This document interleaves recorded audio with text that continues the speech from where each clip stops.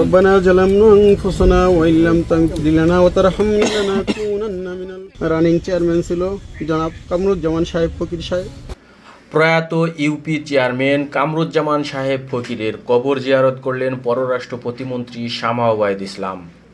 ফরিদপুরের নগরকান্দা উপজেলার চরজসদ্দি ইউনিয়ন পরিষদের প্রয়াত চেয়ারম্যান কামরুজ্জামান সাহেব ফকিরের কবর জিয়ারত ও দোয়া মাহফিলে অংশ নিয়েছেন বাংলাদেশ সরকারের মাননীয় পররাষ্ট্র প্রতিমন্ত্রী শামা ওবায়দ ইসলাম। প্রয়াত এই জনপ্রতিনিধির কবরের পাশে অনুষ্ঠিত দোয়া মাহফিল ও তার রুহের মাগফিরাত কামনা করা হয়। একই সঙ্গে সাবেক প্রধানমন্ত্রী মরহুম বেগম খালেদা জিয়ার রুহের মাগফিরাত আল্লাহ কিছুদিন আগে আপনার ডাকে সাড়া দিয়ে আল্লাহ কবর দেশে চিরশাহিত আল্লাহ তাকে আপনি মাফ করিয়া দিন।